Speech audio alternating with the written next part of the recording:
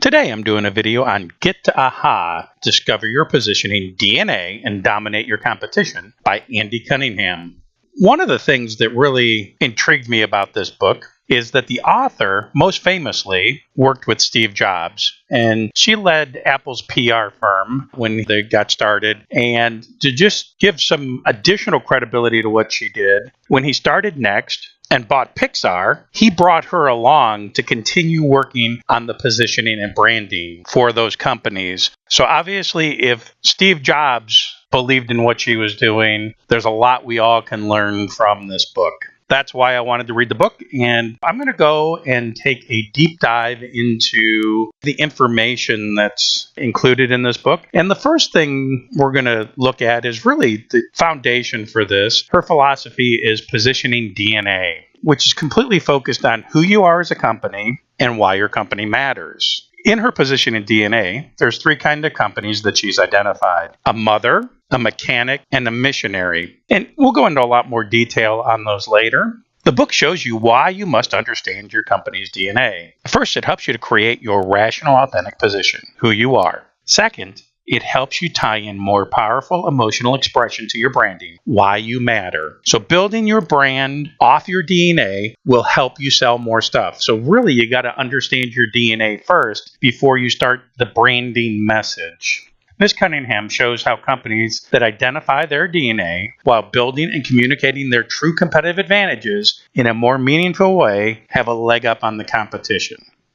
So here's really the foundation to Ms. Cunningham's work, really understanding a company's DNA. She's worked with hundreds of companies over the years, lots of technology companies, a lot of innovators, and really what she's determined is they really fall under three types. You've got the mother, you've got the mechanic, and you've got the missionary. And let me go into a little more depth. So mothers, they're customer-oriented companies, whom they serve, the experience they create. They measure their success by retention, satisfaction, loyalty. They focus on customers' needs, and really focusing on customers' needs is what mothers do.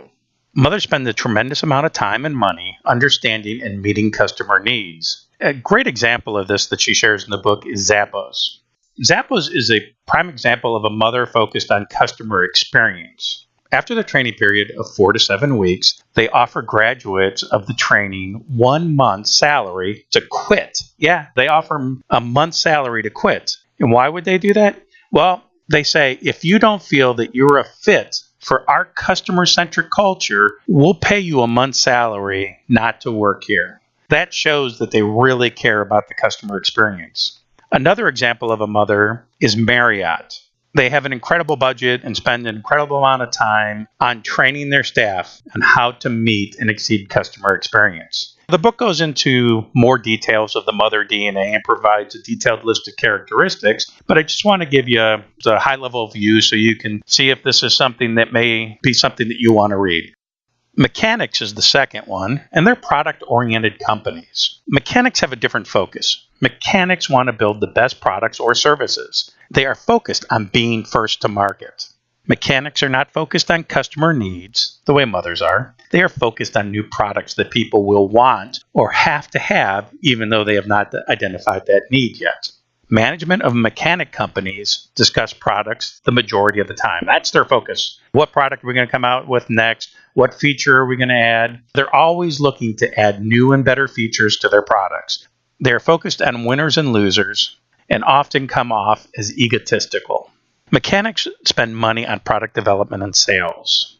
A couple companies, as a final example, is Walmart and McDonald's. They're both mechanics, and really their focus is on selling as much as possible. Now, the third category that we're going to talk about, the third DNA that Ms. Cunningham's identified, is missionaries. And these are concept-oriented companies. Missionaries are idea companies who want to change the world. They are focused on innovation, world-changing, life-altering products and services that disrupt the market. So it's not just a little bit better, they're disrupting the market. While mechanics focus on continual product improvements, missionaries focus on large-scale change. So just to name some companies that were discussed in the book: FedEx, Apple, Salesforce.com, Starbucks, that fall under that missionary category. So an example she gave in the book too is Apple. had a failure is fine philosophy. Steve Jobs said, it's okay to fall on your face, just as long as you pick yourself up pretty fast. Going into this example a little deeper is the Apple II defined an entire industry when it was released in 1977. Though Apple was not first to market with an MP3 player, smartphone, or tablet, their devices changed society. Being first to market does not always make you a missionary. It's the companies that can change society, which Apple has done multiple times, that do. Salesforce.com, cloud-based versus the traditional software-based CRM. And what they did was made CRM available to any size company. Let's look at Starbucks. Starbucks was focused on being the third place. Interesting comment. They wanted to be the third place people thought of. Work, home, Starbucks.